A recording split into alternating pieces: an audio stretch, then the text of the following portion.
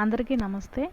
2024 సంవత్సరంలో హనుమాన్ జయంతి ఎప్పుడు వచ్చింది? హనుమాన్ విజయోత్సవం, హనుమాన్ జయంతికి మధ్య గల తేడా ఏంటి అనే విషయాలు ఈ వీడియోలో చూద్దాము.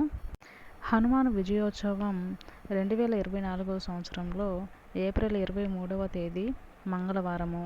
హనుమాన్ జయంతి 2024 జూన్ 1వ తేదీ శనివారము జరుపుకుంటారు.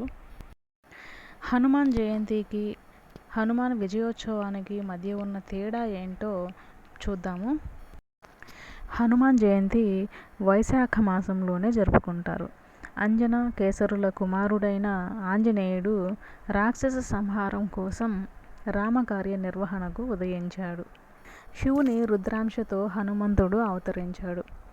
హనుమాన్ కథకు ప్రామాణిక గ్రంథం పరాశర సంహిత ప్రకారము హనుమంతుడు వైశాఖ బహుళ దశమి శనివారము పూర్వభద్ర నక్షత్రము మధ్యాహ్న సమయంలో కర్కాటక లగ్నం కౌండిన్యస గోత్రంలో జన్మించాడు అని ఉంటుంది.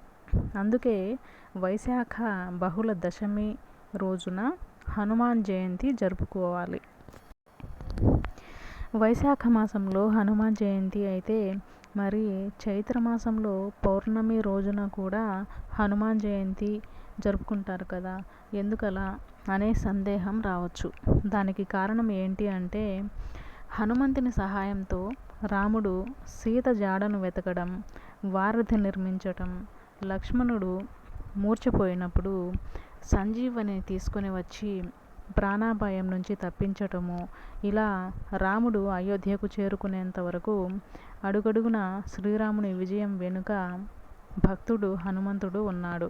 అందుకే అయోధ్యకు చేరుకుని పట్టాభిషేక ఘట్టం ముగిసిన తర్వాత రాముడు ఇలా అనుకున్నాడట: హనుమంతుని అమోఘమైన సేవల కారణంగానే సీతాదేవి తిరిగి వచ్చింది.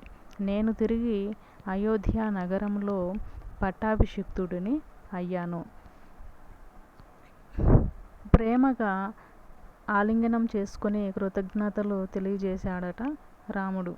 ఈ సందర్భాన్ని గుర్తుపెట్టుకున్న రాజ్య ప్రజలు అప్పటి నుంచి శ్రీరామనవమి, శ్రీరామ పట్టాభిషేకం తర్వాత వచ్చే పూర్ణిమను గుర్తుపెట్టుకొని హనుమాన్ విజయోత్సవంగా భావించి వేడుకలు జరుపుకోవటం ఆనవాయితీగా వస్తోంది.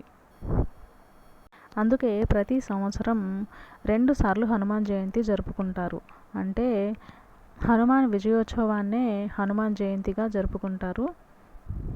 కొన్ని ప్రాంతాల్లో మాత్రం వైశాఖ బహుళ దశమి రోజు మాత్రమే హనుమాన్ జయంతిని జరుపుకుంటారు.